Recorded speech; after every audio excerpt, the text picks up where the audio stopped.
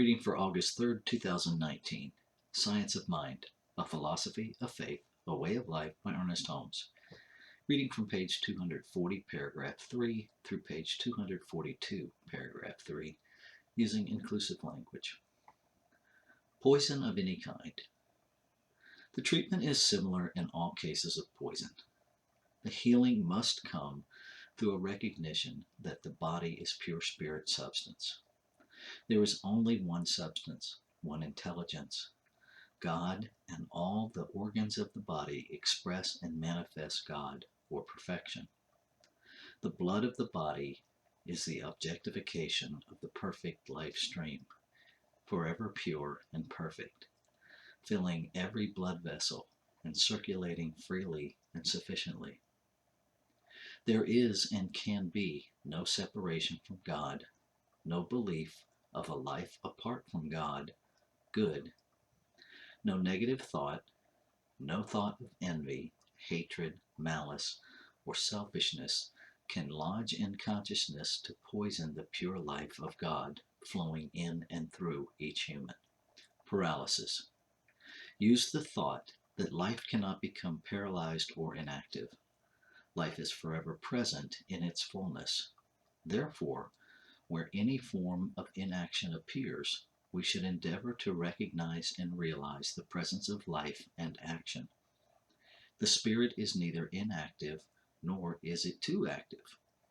Its action cannot be cut off, or need it be added to. Where the seeming inaction is, we should declare for right action.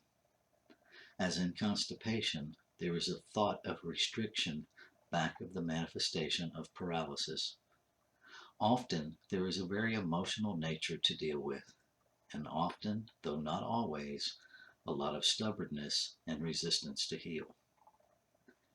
Sometimes the spouse, having seen the other suffering from paralysis, will resent so thoroughly the bondage of the loved one that further power is given to the belief, and the same condition begins to manifest in their own body. This person must be shown that in mind there is perfect freedom, and that in this freedom nothing can bind them, either mentally or physically, and that nothing which they ever did or thought, or that anyone else did or thought, can bind them, that the very life of God is their freedom, that this infinite life and action compels them to act out the truth about themselves on the objective plane. When Jesus healed the paralyzed man, he first made him whole in consciousness, then told him to take up his bed and walk. This is the perfect example for us to follow in the healing of any case of paralysis. The practitioner should know, without shadow of doubt, that the very power by which the paralytic took up his bed and walked, the power by which Jesus raised his body, is exactly the same power by which paralyzed legs and arms are vitalized and made whole today. A consciousness of the one indwelling presence must be built up. Then the patient must accept this consciousness and act upon it. Life is an idea everywhere present in mind, and it must be accepted as present in the organs which are paralyzed. The following meditation is a good one to use. Infinite Spirit, complete essence of life, is now my life. That which is animated by perfect spirit or life must express or be like that which animates it.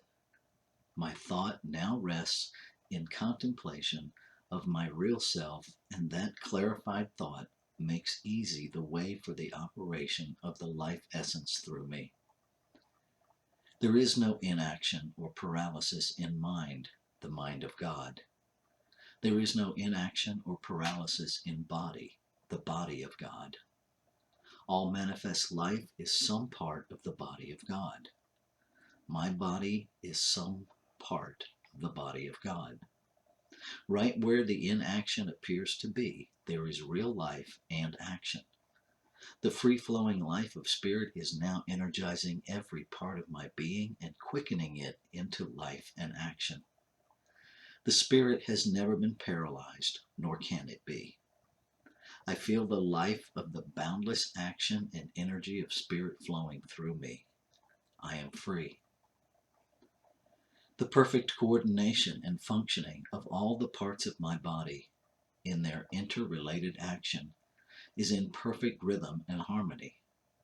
I am conscious of this perfection, this beauty, this perfect action. First in my thought, then I recognize it in my body as the thought becomes the thing. I no longer entertain the thought of bondage. I am no longer influenced by the belief that there is or can be any life or action apart from God. I do not struggle. I feel my freedom flow from within me.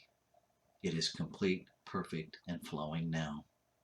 I am thrilled with the almighty force of the universe as it courses through every part of me. It quickens every part of me into a newness of life and action. I am the power of God within me, making the physical being perfect. I am free. I know that there flows through me now the perfect life essence. My body is the abiding place of this life. The very stuff of which my body is formed is an eternal and perfect substance. My body reflects the perfect motion, the rhythmic ease of mind in action. Perfect life is mine.